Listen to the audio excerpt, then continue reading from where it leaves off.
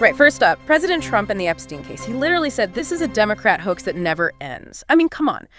But it's really a Democrat hoax because they're trying to get people to talk about something that's totally irrelevant to the success that we've had as a nation since I've been president.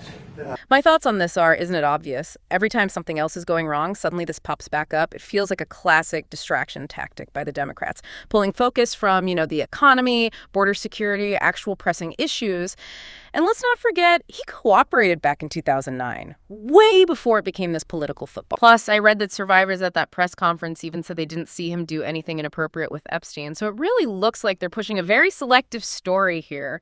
Can we just focus on real threats instead of recycling these political smears? It's always something with them, isn't it? Classic misdirection. Whoa, okay. A hoax. Seriously. While survivors are literally speaking out on Capitol Hill, calling it a hoax, that completely undermines everything people are trying to do to hold powerful figures accountable. It's not just deflection. That's a slap in the face to justice. And you can't just ignore Trump's documented past associations with Epstein.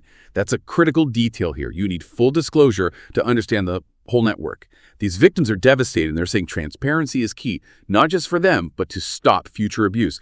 And look, there's bipartisan support for releasing the files. This isn't just one party. It goes way beyond that. We absolutely have to prioritize the voices of survivors over any kind of political deflection. This is about systemic failure, not just scoring points. Okay, I hear you on the survivors, but my thoughts on this are, if we're really about justice, why now? Why dig up old dirt when there are brand new crises happening every day? I know someone who thinks this is purely about rehashing old stuff to avoid talking about, well, anything else that might be inconvenient right now.